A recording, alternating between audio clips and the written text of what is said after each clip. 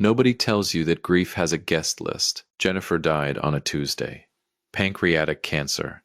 6 weeks from diagnosis to burial, which is the cruelest kind of fast. Not enough time to say everything you need to say, too much time to watch someone you love turn into a version of themselves you barely recognize. She was 53. She still had a Pinterest board called "When We Finally Go to Italy." We never went to Italy. I'm telling you this so you understand what kind of hole I was left standing next to.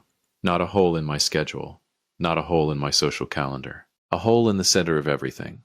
Jennifer and I had been married 26 years.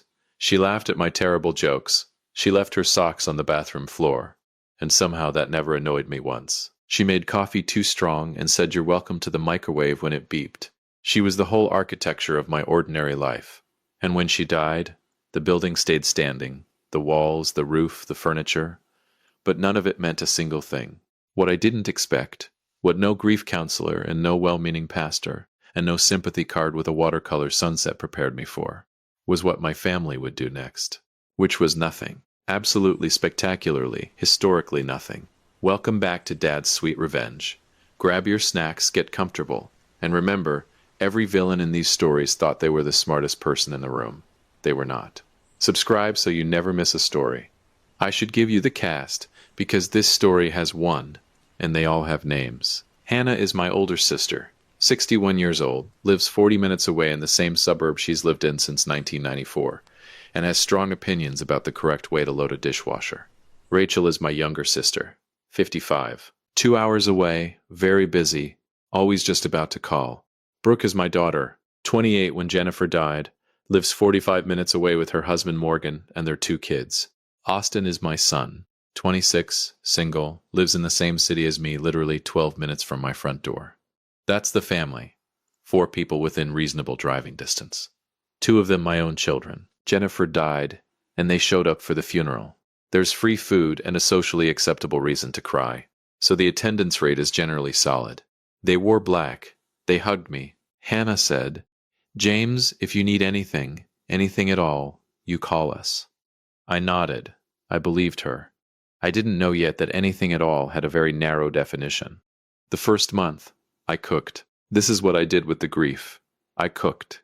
Jennifer had been the cook in our house for 26 years, and in her absence I discovered that I was actually decent at it, and that standing over a stove with something that needed my attention was the closest thing to peace I could find. So I made pot roast and lasagna, and those stuffed bell peppers Jennifer used to make, and I packaged everything into containers, and I invited people over. I called Hannah. I made pot roast. Come Sunday. She came. Morgan and Brooke came. Rachel even drove up, which felt like a gesture. Austin showed up 20 minutes late with a 6-pack and ate 3 plates, and said, "Dad, this is actually incredible." That first Sunday, the house was full. Noisy, kids running around. Hannah and Rachel arguing about something that happened in 1987. Brooke showing me pictures on her phone of the grandkids doing something with a sprinkler. Morgan loading the dishwasher the wrong way, according to Hannah. I stood in Jennifer's kitchen, in Jennifer's house, surrounded by people, and I thought, okay, we're going to be okay. I did not know yet how badly I was misreading the room. The Sundays continued. I kept cooking. I kept calling. And slowly, so slowly I almost didn't notice it, they stopped coming. Not all at once.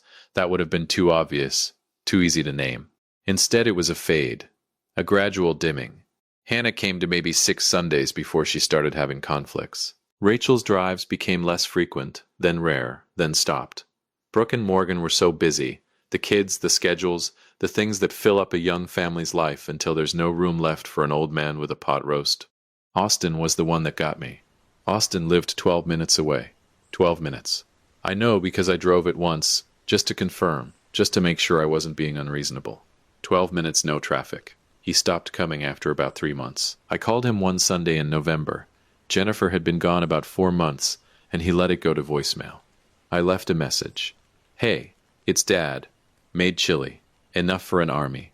Come by if you want." He texted back 2 hours later. "Can't tonight, sorry. Rain check." The rain check never got collected. I want to be very precise about the timeline here, because I think it matters. I am not describing a situation where years had passed, and grief had faded, and people had reasonably moved on with their lives. I am describing the first year after my wife of 26 years died. The first year, when the sympathy cards were still in a pile on the kitchen counter, when I was still accidentally buying 2 of things at the grocery store. That first year, my family called me a combined total of, and I counted, because apparently I became the kind of man who counts these things. 11 times, 11 calls, in 12 months. Between 4 people, Hannah called 3 times, Rachel called twice, Brooke called 4 times, but 2 of those were accidentally on speakerphone, and she clearly hadn't meant to call me. Austin called twice, and one of those was to ask if I still had his camping gear from 2019. I am not exaggerating. I kept a note in my phone. I don't know why I kept it. Maybe because some part of me suspected that one day I would need the receipts. Year 2. I kept cooking. I kept calling. I want you to understand this because it's important. I did not go quietly into the dark. I was not a passive participant in my own abandonment. I called. I invited. I drove to Brooke's house twice without being invited. Just to see the grandkids. Just to have something to do on a Saturday afternoon. One time I sat in the driveway for 10 minutes before going up, because I was embarrassed, me, in my 60s, embarrassed to knock on my own daughter's door. And when Brooke opened it, she looked surprised in a way that said, "I forgot you existed for a minute there." "Dad, we were just heading out," she said. They weren't heading out. I could see Morgan in the living room in sweatpants with the remote control. "Oh, that's fine," I said. I was just in the neighborhood. I lived 45 minutes away. I drove home and sat in Jennifer's kitchen. My kitchen, I kept calling it Jennifer's kitchen. Old habits. And I ate pot roast alone and watched a show I didn't care about and went to bed at 9 o'clock. Year 2 became year 3. Year 3 became year 4. And still I cooked. Still I called. I became, if I'm being brutally honest about it, a man who was waiting for his family to remember he existed. Every holiday I set a table for more people than came. Every birthday I made calls that went to voicemail. Every Sunday I made food that I eventually started putting in the freezer, because there was too much of it for one person. My freezer became a museum of unanswered invitations. I had a therapist during this period, a woman named Dr. Calloway, not a family name, just my therapist, who told me I needed to set boundaries and communicate my needs clearly. I invite them every week, I told her. I call, I drive over, I'm the one doing all the work. Have you told them directly how you're feeling? She asked. So I tried that too. I sat Hannah down, this was around year 5, and I said, "Han, I need you to know that I'm struggling. I'm lonely, I miss Jennifer and I miss my family, and I feel like I'm invisible." Hannah looked at me with genuine, warm, completely useless sympathy and said, "Oh, James, you know we love you, we're just all so busy." "You're 40 minutes away," I said. I know, we'll do better." I told Rachel the same thing on the phone one afternoon. "Rach, I need to say something. I feel like I've been putting in all the effort and I don't know what I'm doing wrong and I'm just really—" "James," she interrupted, "I hear you and I love you, but you have to stop being so sensitive. We have lives. Stop being so sensitive. We have lives." I thought about Jennifer's Pinterest board. When we finally go to Italy, I thought about the way she used to reach over in the car and just put her hand on my knee, not saying anything, just there. I thought about how she would have handled this. She always handled everything. And I thought about how she was gone and I was on the phone being told I was too sensitive. I hung up and I sat in the kitchen for a long time. I didn't know it yet, but something in me was done. Year 7. I should skip ahead, but I can't, because year 7 is when Austin asked me for money. $26,000. He'd gotten into some kind of mess with a business venture. I won't go into the details because honestly they don't matter. And he called me and said, "Dad, I need your help. I know I haven't been great about keeping in touch. You think I did not say this, but you've always been there for me and I'm in a really tough spot." He needed $26,000 and he needed it in 2 weeks. And here's the thing that will tell you everything about the kind of man I am, or was at that point in my life. I gave it to him. Every penny. Because he was my son and I loved him, and Jennifer would have wanted me to. And because I was still 7 years in, still the kind of fool who thought that maybe this would be the thing that brought us back together. Maybe this gesture would crack open whatever shell had grown around my family and let some light in. Austin paid me back. I'll give him that. 2 years later, in irregular installments, he paid back all $26,000. But in those 2 years, the calls were regular. He came to dinner. He called on my birthday. Twice. The minute the debt was cleared, the phone went quiet again. I'm not saying he did it consciously. I'm saying it doesn't matter whether it was conscious. Year 8.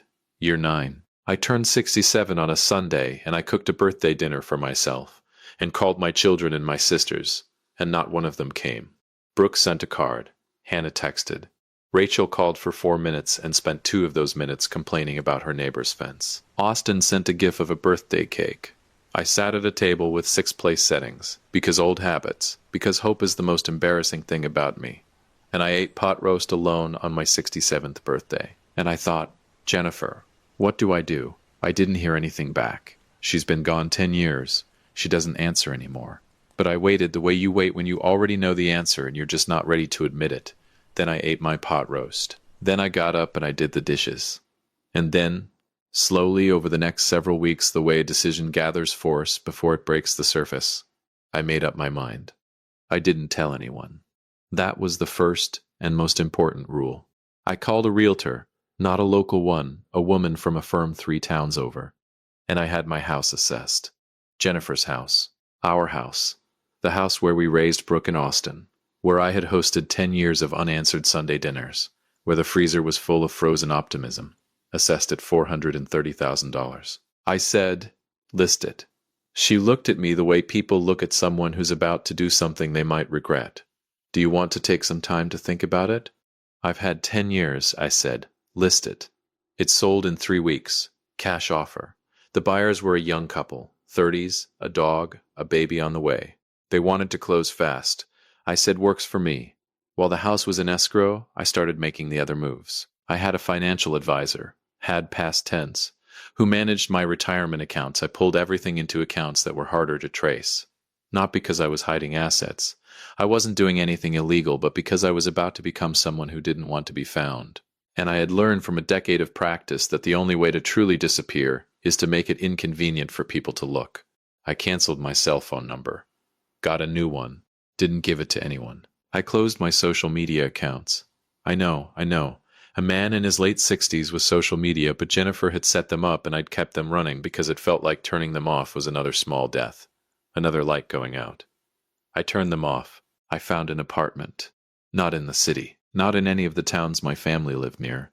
A small place, 2 bedrooms, one of which I turned into a study, in a town 3 hours away, near a lake. The kind of town where people move when they want to be left alone, and everyone understands that about each other. I packed what mattered, which, it turns out, isn't much.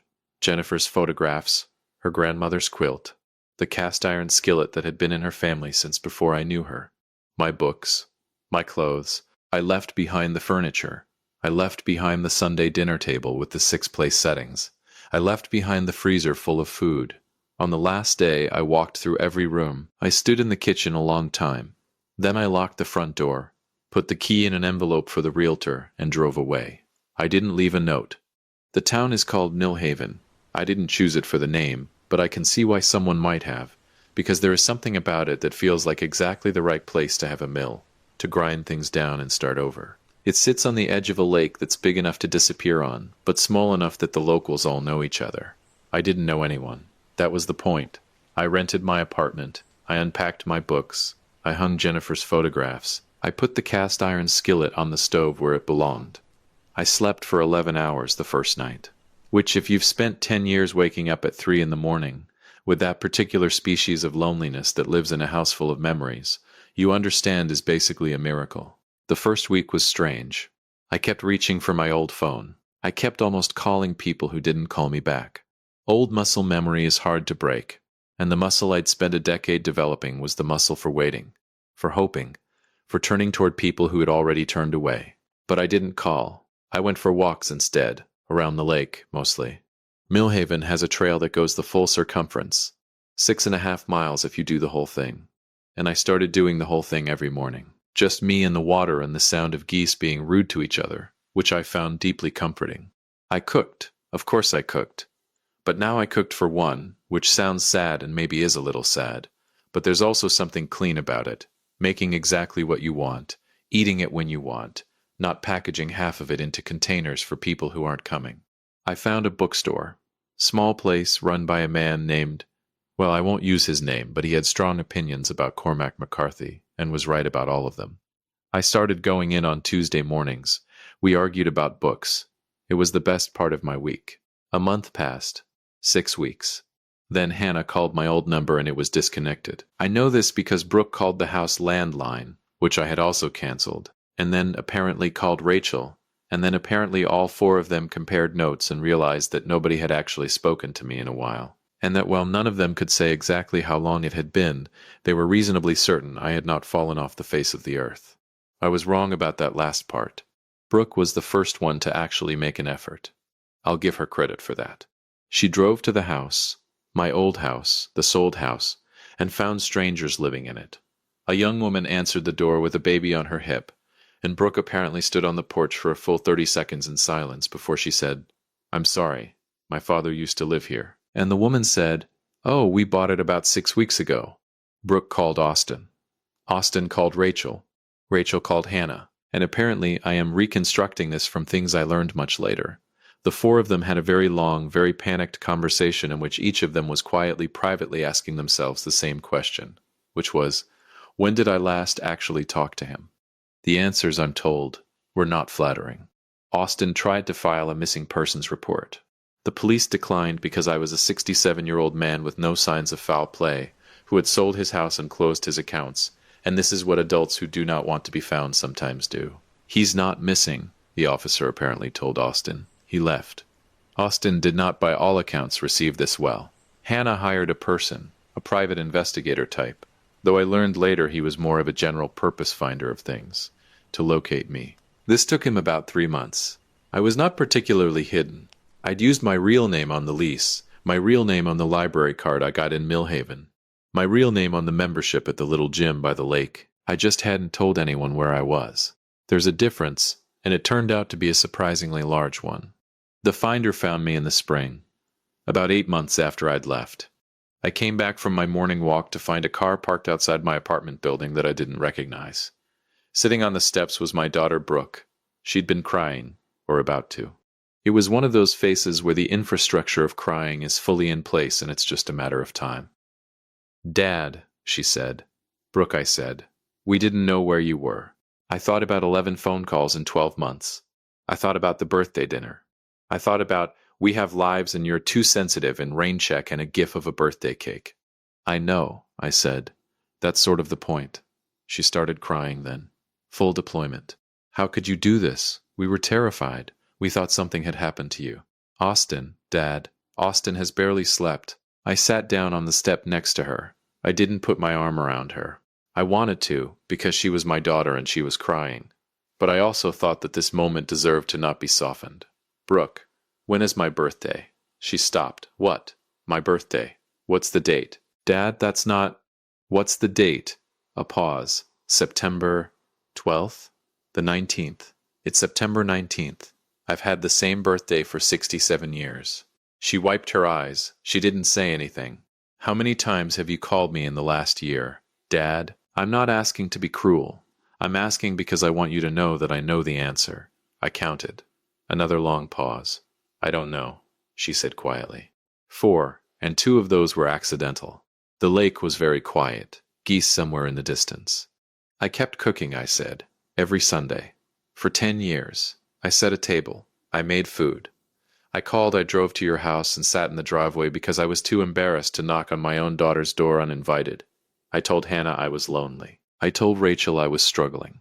I gave Austin $26,000 and watched him come around until the debt was paid and then disappear again. Brooke was very still. Your mother died, and you all moved on. And I understand that. Life moves on. I understand that. I'm not a child. But I didn't disappear. I was right there, making pot roast, answering when you called, and you just stopped calling. Dad, I'm sorry. I know you are. Right now you are. Because I'm not where you expected me to be. I said it gently, but I said it. She looked at me for a long moment. She had Jennifer's eyes. They all had Jennifer's eyes, the shape of them. And it was both the easiest and hardest thing about looking at my children. "So what now?" she asked. "Now I live here," I said. "This is where I live. You're not coming back?" "Back to what, Brooke?" She didn't have an answer for that. Neither did I. So I went inside, made coffee for one, and let her drive back the way she came. If you've made it this far, first of all, thank you. You're officially one of the good ones. Drop a comment and tell us where in the world you're watching from. We genuinely love knowing. And if you enjoyed this, a like, share, and subscribe costs you nothing but means everything to us. They all came, eventually. Of course they did. That's what people do when the thing they ignored suddenly stops being available. You don't miss the water until the well is dry. And you definitely don't miss your father until your father has apparently ceased to exist. Hannah showed up 2 weeks after Brooke. I saw her car from the window, that same white SUV she'd been driving since forever. And I stood there for a moment, coffee in hand, watching her sit in the lot working up the nerve to come up. She rang the buzzer. I let it ring 3 times before I answered. I let her in. I'm not a monster. She sat at my kitchen table and looked around at the apartment. The photographs, the quilt, the skillet, and she had this expression on her face like she was expecting to find me surrounded by empty bottles in despair. Instead, she found a clean kitchen, fresh coffee, and a man who had slept 8 hours the night before. You seem, she started. Fine, I said. I seem fine. James, I need you to understand how scared we were. Hannah, I set my mug down. How many times did you call me last year? She blinked. I what? Last year, before I left. How many times did you pick up a phone and dial my number? She opened her mouth, closed it. I'll help you. 3, you called me 3 times in 12 months. You live 40 minutes away. You called me 3 times. James, I know. I was busy. I know. You were busy for 10 years, Hannah. You were busy every Sunday I called. You were busy when I told you I was lonely, and you said we'll do better, and then did not, in fact, do better. The kitchen was very quiet. I'm sorry, she said, and she meant it. I could see that she meant it. Hannah has never been a dishonest person. She was sorry, genuinely deeply sorry. It just didn't move me the way it would have moved me once. I know you are, I said. Are you going to forgive us? I looked at her, looked at the photograph of Jennifer on the shelf behind her, thought about 11 phone calls, thought about a birthday dinner I cooked and ate alone, 6 place settings, pot roast going cold in an empty house. No, I said. Hannah stared at me. No, no. James, we're your family. You were. I picked up my mug. You had 10 years to be my family, Hannah. You had 10 years of Sundays and birthdays and phone calls and holidays. You had 10 years of me right there, in the same house, waiting. And you were busy. She was crying now, properly crying. I handed her a napkin because I'm not cruel. But I didn't take it back. I love you, I said. I'll always love you. But love isn't the same thing as access. You don't get to ignore someone for a decade, and then show up crying and collect forgiveness like it's a package you forgot to pick up. That's not how it works. So that's it? You're just done with us? I didn't end anything, Hannah. I just stopped pretending something was still alive that you'd already let die. She left an hour later. She cried the whole drive home, according to Brooke, who called me that evening. I know because Brooke called me, actually called me no speakerphone, intentional, and said, Dad, Hannah is really upset. I know, I said. What did you say to her? The truth. A pause. Are you going to talk to any of us again? Brooke, you're talking to me right now. You know what I mean.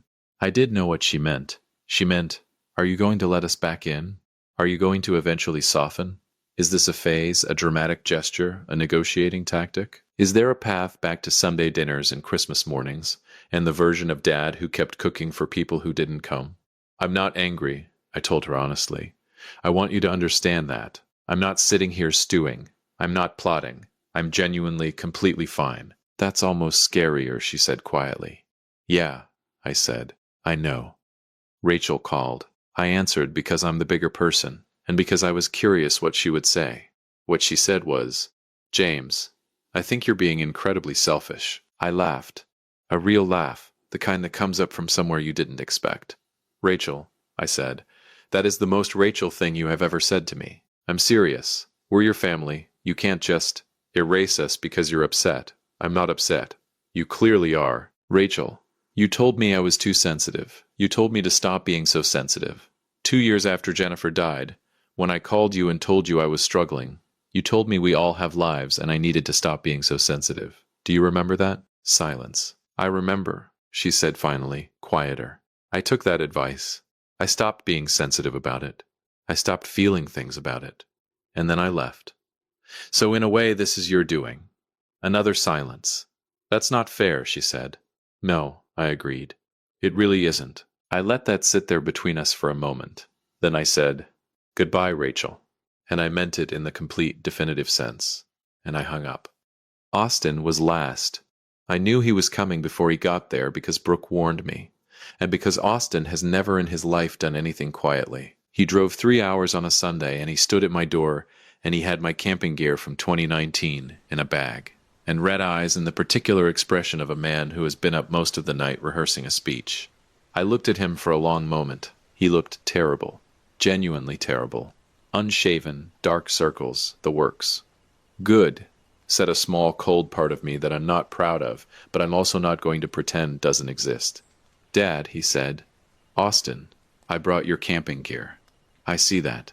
Can I come in? He set the bag down and stood in my kitchen and looked at Jennifer's photographs, and I watched something move across his face that I recognized because I'd felt it myself. The specific pain of realizing exactly what you had, and exactly when you stopped paying attention to it. Dad, I know I have no right to ask you for anything, he started. That's correct. And I know sorry isn't enough. Also correct. But I need you to know that his voice cracked, held. I missed Mom. And every time I looked at you, I saw her and I couldn't handle it, so I stopped looking. And I know that's not an excuse. I know it's the worst possible reason. He stopped.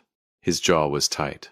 I kept not calling, he said, because calling meant facing what we lost, and I wasn't ready to face it. And then one day I looked up, and it had been months, and then more months, and I told myself I'd deal with it later, and later kept not coming. And Dad, I swear to God I didn't realize how bad it was until you were gone and there was a stranger living in our house. He was crying now. Austin, who I had not seen cry since Jennifer's funeral. And here is the thing about being someone's father. It never stops being the hardest thing in the world to watch your child suffer. Even when that child is 26, even when he earned every tear, even when you're the reason he's standing there with a broken face in a strange kitchen 3 hours from home, something in you wants to fix it. Something in you reaches for the version of yourself that could make this better. I let that part speak for just a moment. Sit down, I said. I'll make coffee. He sat. I made coffee. I set a mug in front of him and sat across the table and looked at my son. Really looked at him the way you look at someone when you're deciding something. And I said, I believe you. I believe every word of it. You were scared, and you ran, and you kept running, and you told yourself tomorrow, and tomorrow became 10 years, and you didn't realize what you were doing until it was done. I believe all of that. He nodded, hopeful, eyes still wet. And it doesn't change anything. The hope drained out of his face. Dad, Austin, I gave you $26,000. I gave it to you because you're my son, and I loved you, and I genuinely thought that it would bring us back together. And it did, for exactly as long as the debt existed. The day you made the last payment, you disappeared again. You think I don't know that? You think I didn't count the days? He said nothing. I spent 10 years making myself available to 4 people who treated my availability like a guarantee. Like I'd always be there. Like the pot roast would always be on the stove and the phone would always get answered and Dad would always be waiting in that house with 6 plates on the table. I stood up, walked to the window. The lake was flat and silver in the morning light. I'm not angry at you, I said. That's the part I need you to really hear. I am genuinely not angry. Anger would mean I'm still invested in what you do next. I'm not. I've just moved on. The way you all moved on after your mother died. Turns out it's actually pretty easy once you commit to it. He sat with that for a long time. The coffee steamed between us. So there's nothing, he said finally. No way back. There's a way forward, I said. But forward looks like 2 people who share a history and send a card at Christmas and maybe have dinner once a year somewhere neutral. It doesn't look like Sunday pot roast and family holidays and a father waiting by the phone. That version of me is retired. That's not a father, Austin said. That's a stranger. Yeah, I said. It is. Welcome to how I felt for 10 years. He left before noon. He didn't take the camping gear. I put it in the storage closet, and I have not thought about it since. Here is what I want you to understand about what I did. It was not an accident. It was not a breakdown. It was not an old man losing his grip on reality or making a desperate bid for attention. I was clear-eyed, methodical, and completely at peace with every step of it. I gave them 10 years. 10 years of evidence that I was still here. 10 years of reaching toward people who were always just a little too busy, a little too far away, a little too caught up in their own lives to reach back. I gave them warnings. I'm lonely. I'm struggling. I need my family, and was told I was too sensitive. I gave them money. I gave them Sundays. I gave them a father who sat alone at a birthday dinner with 6 plates and still set 6 plates, because hope is a hard habit to kill. But I killed it. And here is the dirty secret of the whole thing. The part nobody tells you about the dramatic exit and the new life and the cold conversations at the kitchen table. I don't miss them. Not the way I expected to. Not the way I missed Jennifer, which was a missing so total it had its own weather system. I thought I would miss Hannah and Rachel and Brooke and Austin the way you miss a limb.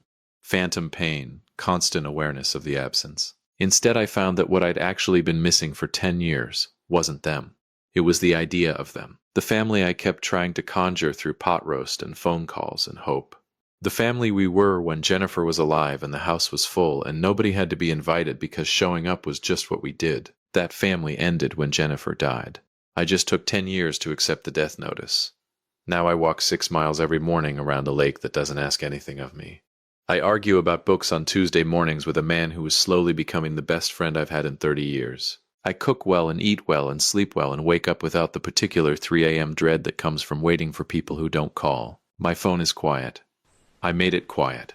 And every single morning when I come back from that walk, and I make my coffee, and I sit in my kitchen with Jennifer's photographs on the shelf, and the lake glittering through the window, I think about those 10 years. The Sundays, the frozen containers, the 6 plates, and then, I think, not anymore, and I drink my coffee. And it is the best cup of coffee I have ever had. Jennifer, if you're watching, and I've decided to believe you are, because the alternative is too quiet, I need you to know that I finally did it. I finally stopped setting the table for people who weren't coming. I know you would tell me to forgive them. You were always better than me that way. You were the one who called back even when you didn't want to, who showed up even when you were exhausted, who kept the family stitched together with sheer stubbornness and love and pot roast. But you're not here, Jen. And without you, it turns out, neither am I. Not the version of me that waited. Not the version that called. Not the version that sat alone on his birthday with 6 place settings and genuine hope. That man went to Italy. I booked the ticket 3 weeks after Austin left. Florence first, then Rome, then south along the coast until I run out of road. I'm going to eat in places where I don't speak the language, and drink wine in the afternoon and sit at outdoor tables and watch strangers live their lives. I'm going to eat the best meal of my life somewhere you never got to see, and I'm going to raise a glass, alone, to you, not to the family, just to you. The only one who ever made me feel like showing up was worth it. I'm here for both of us, Jen. Finally. James Richardson lives in Millhaven. He walks every morning. He doesn't set extra plates. He does not wait. If you liked this story, join our community by hitting that like button and subscribing for more real, raw, and family-centered stories.